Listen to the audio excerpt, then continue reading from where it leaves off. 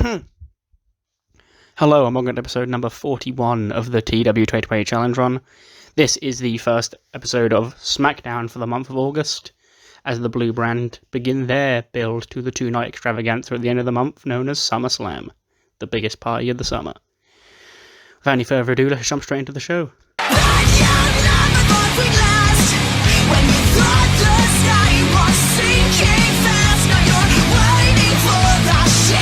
This actually did better than I thought it would. Okay, so we start off with Mustafa Ali coming to the ring.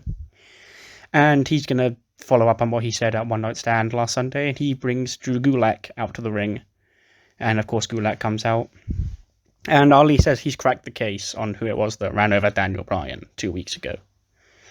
No, it was a month ago now. Sorry. He shows footage on the Tron of earlier in that day. Braun Strowman and Tucker are talking in the parking lot when John Morrison parks and he walks past them. Braun then looks around. Once Morrison leaves, he enters the building and he punches a hole through the window screen, through the front window, and he puts his hand in, opens the door up through that way, and he lets Tucker in. And then, so it's obviously implied that Tucker was the one who ran over Daniel Bryan. And of course Gulak is not happy with this because Bryan's his friend. Then out comes Braun, Tucker, Dabba-Kato and Obakanu, the Hot House. And Braun has a mic. And he's about to explain himself why he did it. But before he can say anything, he throws it on the floor and he jumps Gulak. He jumps Ali in the Hot House, beat up these two men. Otis and Gable, they do run out and they try and even the odds. But they're overwhelmed by the sheer numbers and size of the members of the Hot House. Braun lays them both out and he roars to stand tall to open SmackDown.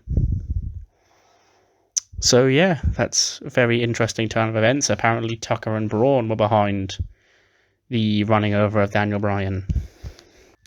Tag team match. Ziggler and Roode, their first match back as a tag team. They defeat the team of Kalisto and Tyler Breeze. In 13 minutes, Bobby Roode pins Kalisto with a glorious DDT. 61 for Roode, 68 for Ziggler, 43 for Breeze, 46 for Kalisto. Rob Gronkowski's backstage. He's getting himself, Mojo and Shotzi are hyping him up. Because the GX man is having his first singles match here on SmackDown. Coming up next. And they're hyping him up and he says, look, obviously I love GX, but I've got to do this on my own. Because of course, I'm Rob Gronkowski. People don't take me seriously as a professional wrestler. I need to show the world what I can really do. And the Gronk goes out there. He defeats Douglas Rogers, who is a guy we've never ever seen in the series before. He defeats him in 7 minutes 24 by submission. Rob gets a 67. This unknown man gets a 47.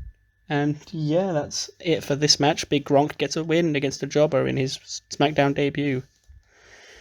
But after the match, he's celebrating. It's party time, and the Gronk is doing his sort of weird celebration when the Forgotten pop up in their little barack on the Titantron. James Storm tells Gronk that right now is the part where he should be looking for revenge after James Storm screwed him so that he lost to the Forgotten at Judgment Day. But he's out here partying and being a joke.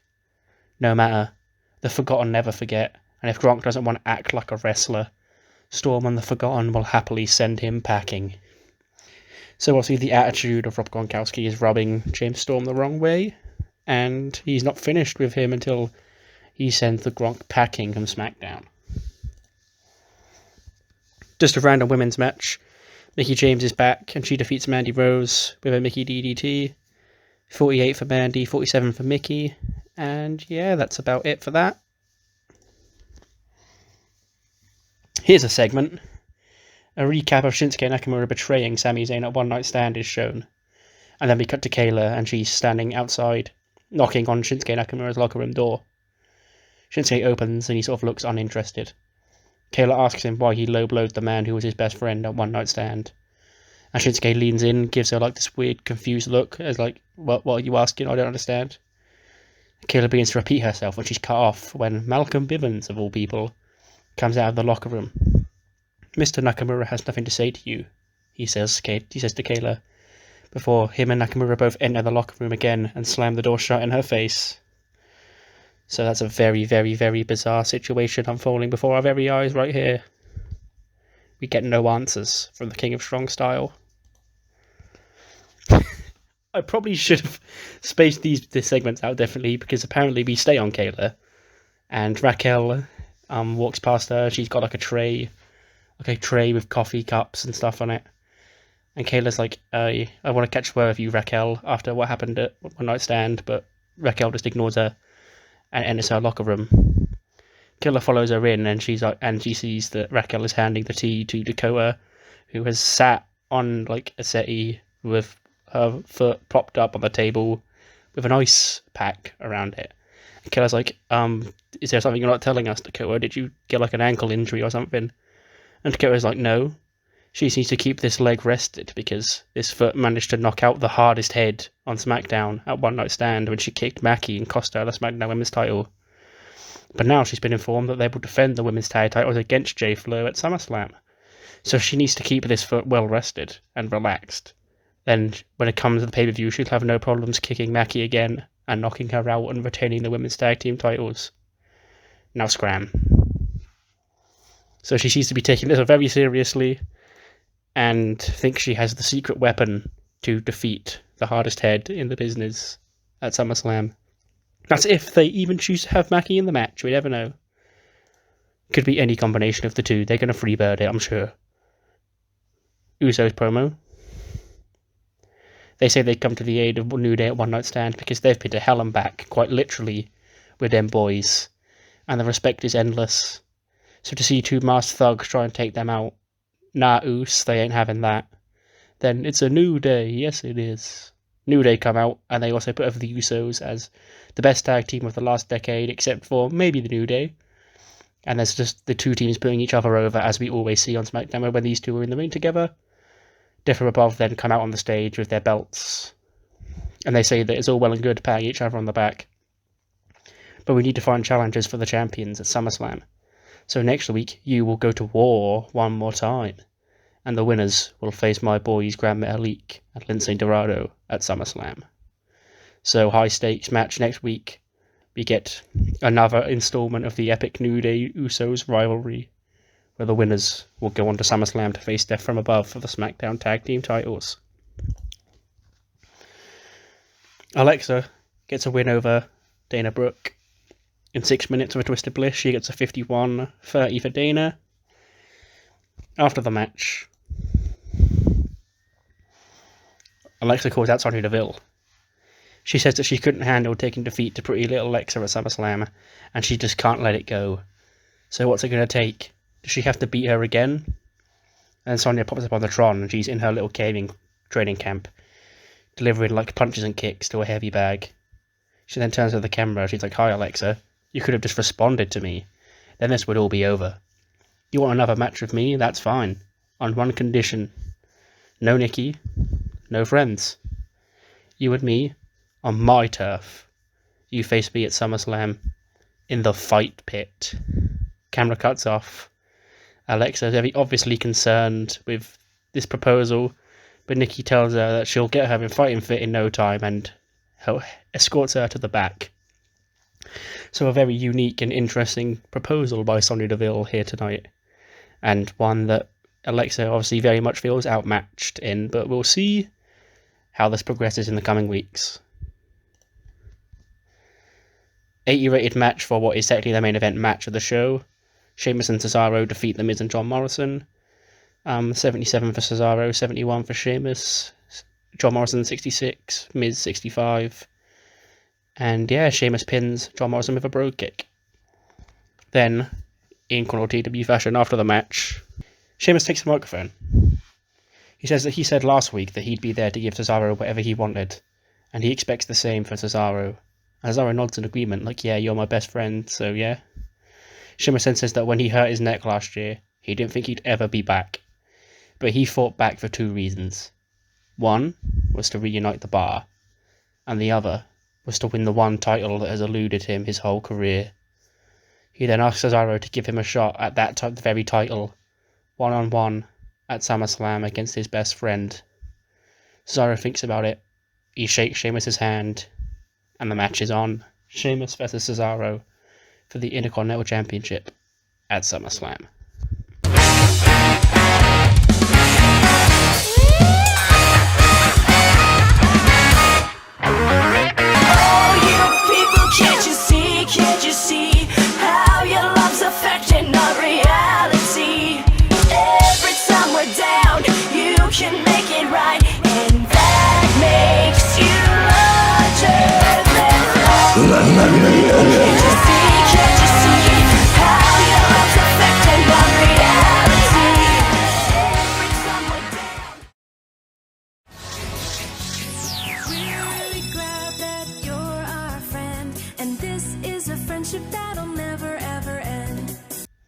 Somebody wasn't supposed to be on screen here, but oh well.